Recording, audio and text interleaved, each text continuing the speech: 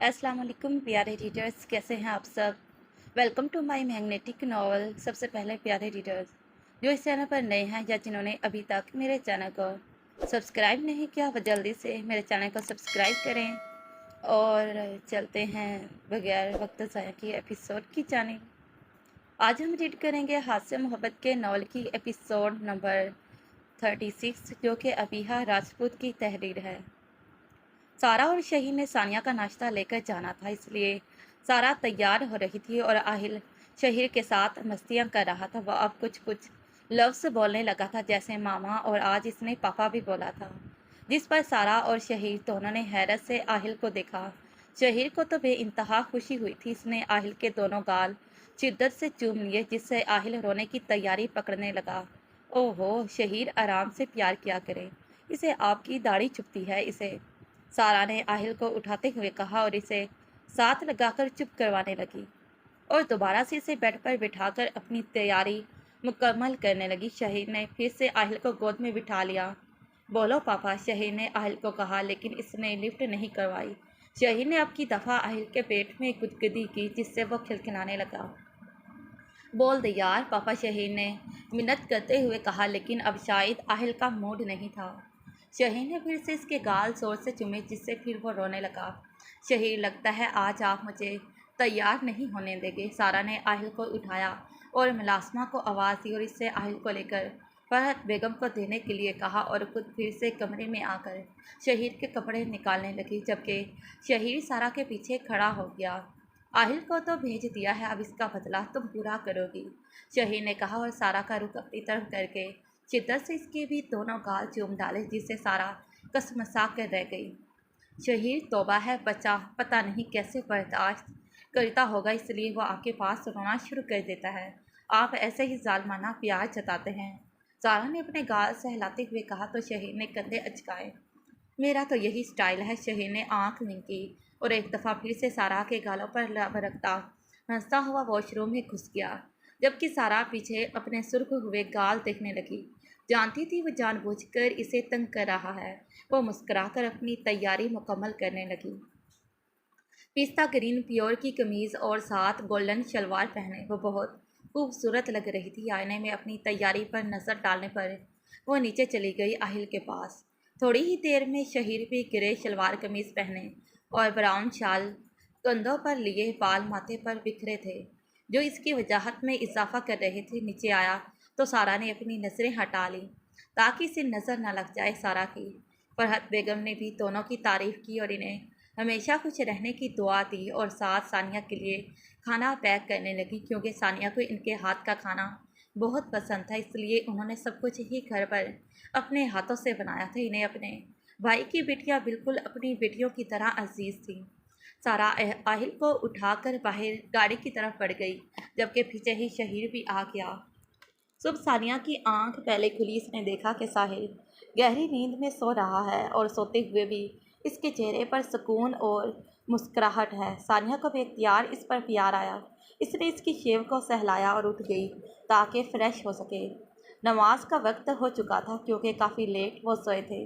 इसका सानिया को अफसोस हुआ, लेकिन फ़्रेश होकर इसने शुक्राने के नफल पढ़े और अपने रब का शुक्र अदा करने लगी, जिसने इसे इतने अच्छे इंसान से नवाजा था। सबसे बड़ी बात कि इसकी मोहब्बत से नवाज दिया था और अपनी आने वाली ज़िंदगी की बेहतरी की दुआ मांगकर वो उठ गई। इसने साहिल को देखा, जो अभी तक शर्टलेस गहरी नींद में था और काफ़ी वक्त हो गया था। इसे झिझक भी महसूस हुई साहिल से, लेकिन वो अकेली नीचे जाते हुए भी झिझक रही थी, इसलिए इसने साहिल को उठाना मुनासिब समझा। सानिया ने साहिल को कंधे से पकड़कर हिलाया और आवाज़ दी तो साहिल ने मंदी मंदी आंखें खोलकर सानिया को देखा और एक भरपूर मुस्कुराहट ने इसके होंठों का अहाता किया। इसने सानिया को खींचकर अपने ऊपर गिराया और इसके नम बालों में ताज़ा किए शैम्पू की खुशबू महसूस करने लगा। साहिल, छोड़े मुझे, उठ जाएं, बहुत वक्त हो गया है।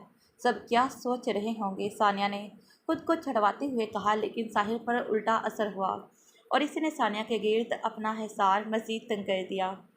फिक्र ना करो, मेरे मॉम डैड को पता है नई नई शादी हुई है और देर सवेर हो ही जाती है। और तुम इतनी जल्दी क्यों उठ गई यार, अभी तो मैंने और सोना था।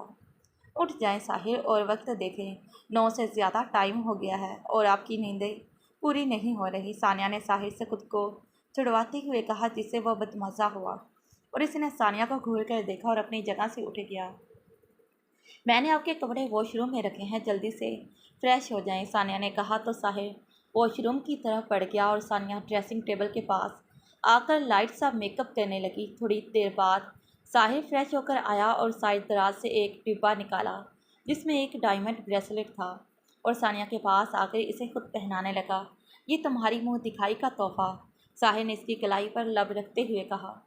बहुत खूबसूरत है, आपका दिया हर तोहफा मेरे लिए बहुत अहमियत रखता है, यहाँ तक कि आपका बोला एक एक लफ्ज़ भी, सानिया ने दिल से कहा तो साहिर ने इसे अपने सीने से लगाया।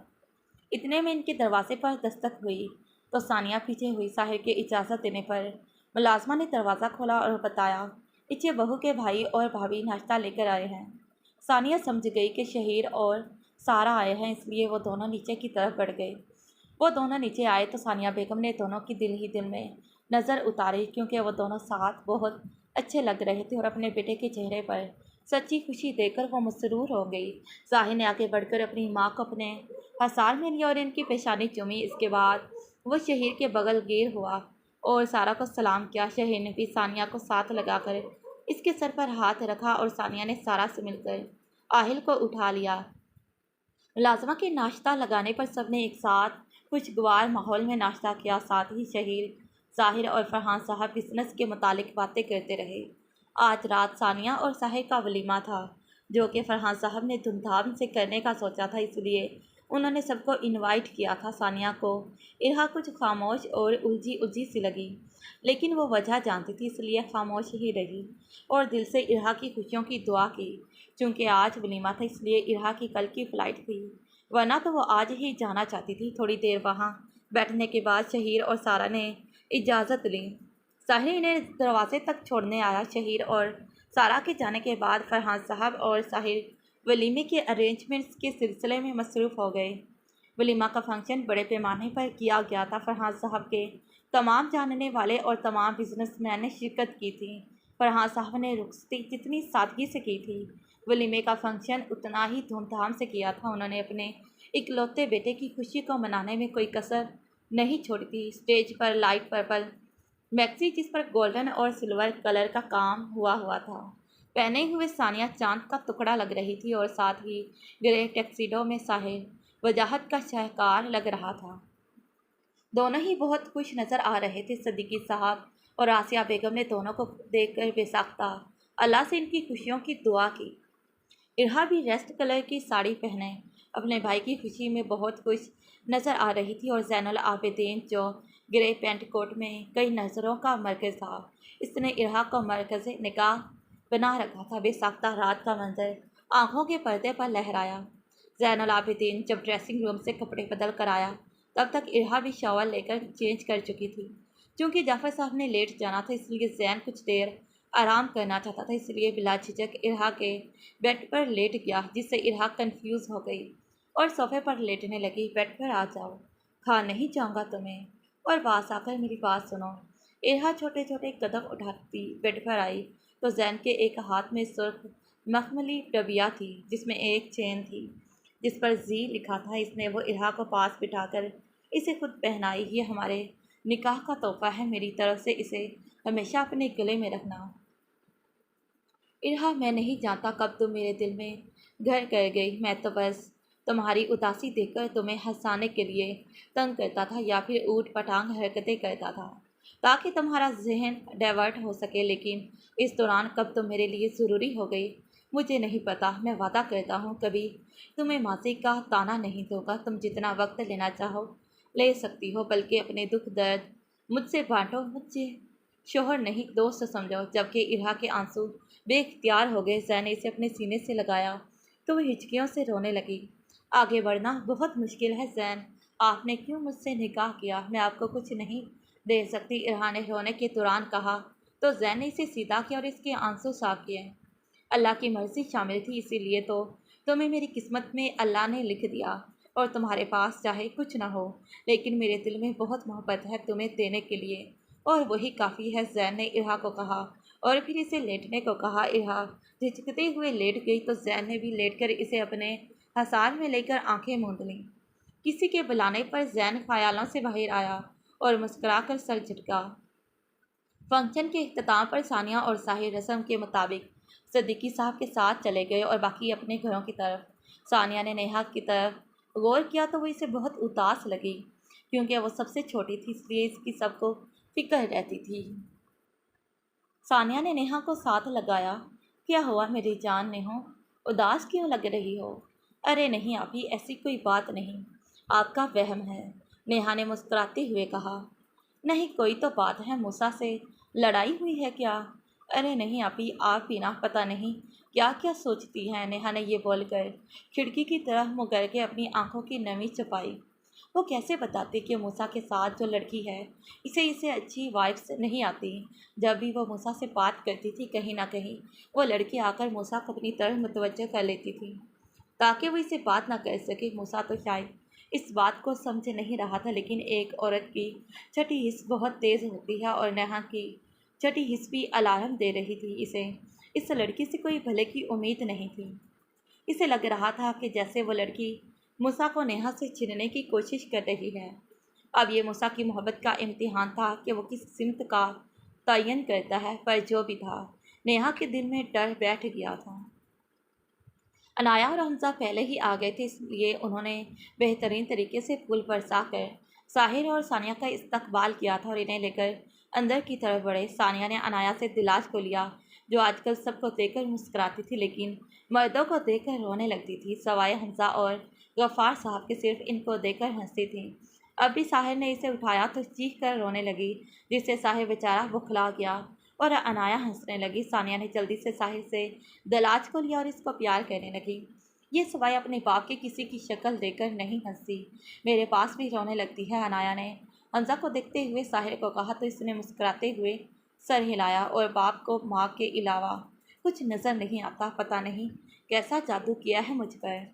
हमजा ने अनाया के करीब होते हुए सरगोशी की तो अनाया शर्म से सुर्ख गुलनार हुई और हमजा के बाजू पर एक चप्पल रसीद की। घर चलें, अब 3 दिन हो गए हैं तुम्हें यहाँ आए हुए। हमजा ने फिर से सरगोशी की तो अनाया ने घूरकर हमजा को देखा। अभी मेरा तो 3 दिन तक और रहने का इरादा है और सानिया जब तक यहाँ है मैं कहीं नहीं जाऊँगी। ये 2 नंबरी नहीं चलेगी। पहले ही तुम दोनों के बगैर मुझे नींद नहीं आती। ये 3 दिन बहुत मुश्किल से गुजारे हैं, अब और नहीं बर्दाश्त कर सकता। हमजा ने मुँह घुसोड़ कर कहा। अनाया ने चोर नज़रों से इर्द गिर्द देखा लेकिन कोई भी इनकी तरफ मुतवज्जो नहीं था। हाँ 3 दिन से तुम्हें ठहर का मौका जो नहीं मिला इसलिए ऐसे बोल रहे हो। हाँ क्या याद करवा दिया सालम, हमजा ने आह भरते हुए कहा तो अनाया उठ गई। जानती थी पास बैठी रही तो मज़ीद फैल जाएगा और साथ ले जाकर ही दम लेगा, इसलिए वो उठकर सानिया और साहिर का रूम सेट करवाने लगी, क्योंकि मेहमान सानिया के कमरे में थे। हमजा भी नज़र बचाकर पीछे ही आ गया और मुलाजमा के जाने पर अनाया को अपने हसार में ले लिया। हमजा शर्म तो नहीं आती, घर में मेहमान है और तुम्हें ठर्क सूझ रहा है। हाँ तो चलो ना अपने घर चलते हैं, वहाँ तो कोई डर नहीं ना, हमजा ने आँख भी करके कहा तो अनाया ने सर नफ़ी में हिलाया। हमजा ने अनाया को उठाकर बेड पर लिटाया और साथ खुद भी लेटकर इसके गिर्द तंग हसार कायम किया। यार सच्ची बहुत मिस करता हूँ तुम्हें, खाली कमरा काट खाने को दौड़ता है मुझे, इसलिए दिल नहीं लगता। अब तो मॉम डैड ने भी मजनू का लक़ब दे दिया है मुझे। हमजा की बात पर अनाया खिलखिलाई तो हमजा ने घूर कर अनाया को देखा। अच्छा सॉरी। अनाया ने मासूमियत से कानों को हाथ लगाए। आज रात यही रहो, कल जाएंगे घर, क्योंकि सानिया आई है तो मैं इसके साथ वक्त गुजारना चाहती हूँ। अनाया ने इल्तजा की तो हमजा ने सर हिलाया। वादा? पक्का वादा? हमजा के पूछने पर अनाया ने कहा तो हमजा ने इसे ज़ोर से सीने में भेजा और अपने लम्स से इसका चेहरा महका दिया, जिस पर अनाया ने इसे धक्का दिया और फिर खिलखिलाती हुई बाहर की तरफ भाग गई। आज इरहा की फ़्लाइट थी और इसे जैन एयरपोर्ट छोड़ने जा रहा था। सानिया और साहिर भी इसे मिलने आए थे। साहिर ने बहुत कहा कि वो छोड़ने आ जाता है, लेकिन इरहा ने मना कर दिया, क्योंकि अपनों को छोड़कर जाना इतना आसान भी नहीं होता। वो फरहान साहब और ज़मीना बेगम से मिली, जिनकी आंखें नम थी, लेकिन वह हशाश बशाश तरीके से इनसे मिली। कम ऑन मॉम डैड, आप परेशान क्यों हैं? मैं पढ़ने के लिए जा रही हूँ, आपको तो मेरे लिए दुआ करनी चाहिए कि मैं कामयाब होकर लौटूं और आप यूं उदास हो रहे हैं। फरहान साहब ने इसकी कामयाबी की दुआ की, लेकिन वो जानते थे इनकी बेटी फरार जा रही है वक्ती तौर पर, लेकिन खामोश रहे। बाहर आने पर इरहा का जब्त भी टूट गया और रोते हुए गाड़ी में बैठ गई जहाँ जैन इसका मुंतज़िर था। अगर इतना ही मुश्किल है तो क्यों सब कुछ छोड़कर जा रही हो? जैन ने गाड़ी चलाते हुए कहा तो इरहा ने अपने आंसू साफ करके जैन को देखा। ये बहुत ज़रूरी है, इरहा ने कहा तो जैन चुप हो गया। एयरपोर्ट आने पर इरहा गाड़ी से निकलने लगी, लेकिन जैन ने खींचकर इरहा को अपने सीने से लगाया और इसके माथे से अपना माथा टिकाया। मैं तुम्हारा इंतज़ार करूँगा, पर मेरा इंतज़ार ज़्यादा लंबा ना करना। ये याद रखना कि कोई है जो तुम्हारा शिद्दत से मुंतज़िर है, जिसके साथ तुम्हारा गहरा ताल्लुक़ है। जब महसूस हो कि तुम अकेली हो तो लौट आना, मैं तुम्हें समेट लूँगा। जैन ने ये बोलकर इरहा के एक एक नक्श को अपने होंठों से छुआ। ये लम्स हमेशा याद रखना।